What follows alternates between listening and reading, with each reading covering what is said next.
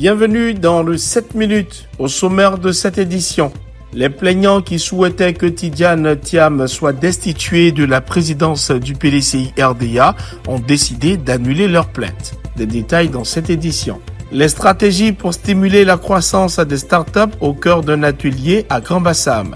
L'objectif étant de sensibiliser les acteurs de l'écosystème entrepreneurial aux avantages d'une nouvelle plateforme conçue pour soutenir les entreprises. Et puis nous fermerons ce journal avec un festival dédié à la promotion des langues maternelles. Nous y reviendrons. Voici pour le sommaire. Bienvenue à toutes et à tous.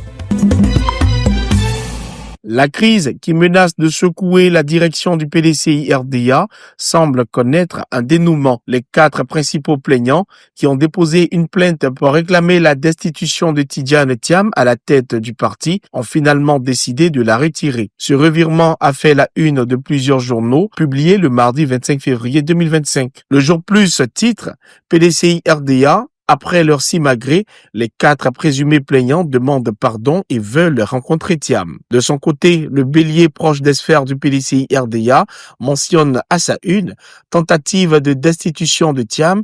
Les plaignants dénoncent une manipulation et annulent leur plainte. Avec le retrait de cette plainte, Tidjane Thiam semble renforcer sa position à la tête du PDCI RDA.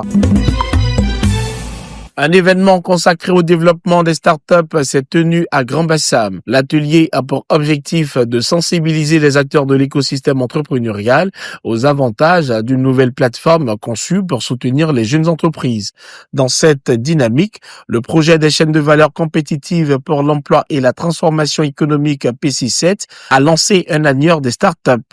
Un outil conçu pour centraliser et diffuser des informations clés afin de faciliter l'accès des startups ivoiriennes aux ressources et opportunités indispensables à leur croissance. Effectivement, on a sorti les bases et les fondations de ce qui va servir d'annuaire, qui va permettre de mettre en relation toutes les parties prenantes de l'environnement des startups, que ce soit les financiers avec les entrepreneurs, que ce soit les incubateurs, les accélérateurs et aussi le gouvernement, de sorte à ce que n'importe qui veut savoir quelle est aujourd'hui la startup qui est dans tel secteur, comment est-ce qu'elle se porte et quel est son impact et sa capacité en tout cas à passer à échelle, tout ça soit disponible sur une seule plateforme. À noter que le PC7, financé par la Banque mondiale, s'inscrit dans le cadre du programme du gouvernement 2021-2025 Côte d'Ivoire solidaire, ainsi que du plan stratégique Côte d'Ivoire 2030. En facilitant l'accès aux ressources et en stimulant les collaborations, cette initiative pourrait bien devenir un levier essentiel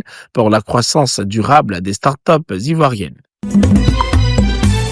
Le Conseil national des exportations a organisé un atelier de restitution de mi-parcours du projet Fit for Fair le jeudi 20 février à Abidjan. Lancé en février 2024, ce projet vise à renforcer la durabilité et la transparence des chaînes d'approvisionnement en Côte d'Ivoire. À l'initiative, le ministère du Commerce et de l'Industrie, le ministère fédéral allemand de la coopération économique et du développement, ainsi que la GIZ. Depuis le début du projet, plusieurs avancées notables ont été réalisées, portant notamment sur des actions de formation et de sensibilisation des entreprises au respect des normes internationales en matière de commerce équitable, de protection de l'environnement et des droits de l'homme. Selon la représentante de l'ambassade d'Allemagne, leur mission est d'accompagner et d'apporter leur soutien à l'implémentation du projet. Ainsi, les projets Fit for Fair naissent dans un contexte où la lutte contre la déforestation, la préservation des écosystèmes et l'amélioration des conditions sociales, notamment les conditions de santé de travail et l'élimination du travail des enfants, sont devenues des priorités mondiales. C'est pour accompagner les acteurs des chaînes d'approvisionnement agricole de ces pays dans leur préparation et leur conformité à ces normes que le projet Fit for Fair a été initié. Ce fut une occasion pour le Conseil national des exportations de présenter le projet et sa mission qui est d'assurer la coordination, le suivi et l'évaluation de la mise en œuvre de la stratégie nationale d'exportation.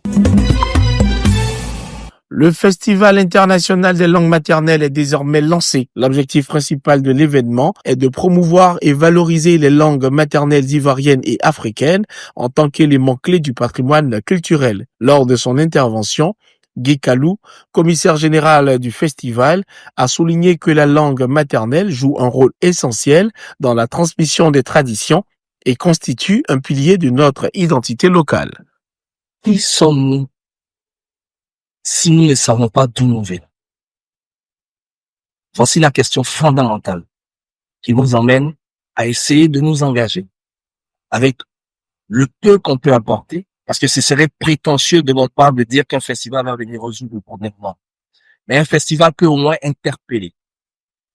Un festival peut au moins remettre le sujet sur la table. Que devons-nous faire ensemble pour sauver ce qui constitue fondamentalement? De son côté, Adoua Kwasi, président de l'Académie ivoirienne des langues maternelles, a indiqué que ce festival offre une occasion unique de célébrer les langues et les cultures en rappelant leur importance dans la construction d'une société forte et unie. Vous avez beau apprendre les langues étrangères, mais celle qui contient toutes les connaissances, tout l'héritage culturel de vos aïeux, se trouve dans votre langue maternelle. Et comme le poisson n'est fort que dans l'eau, de la même manière, l'être humain n'est fort que dans son milieu culturel. C'est pourquoi on a des cesse de dire que il n'y a pas de développement sans culture. En marge des activités, le festival proposera la projection du film Kamissa du 28 février au 8 mars 2025 au Sofitel Hôtel Ivoire d'Abidjan. Ce film sera diffusé en plusieurs langues locales, dont le gouro, le baoulé, l'agni, le sénoufo, le malinké, le moré et le bété. Une belle manière de mettre en lumière la richesse linguistique de l'Afrique. C'est tout pour ce 7 minutes. Merci de l'avoir suivi. Restez sur cette info. Les programmes se poursuivent.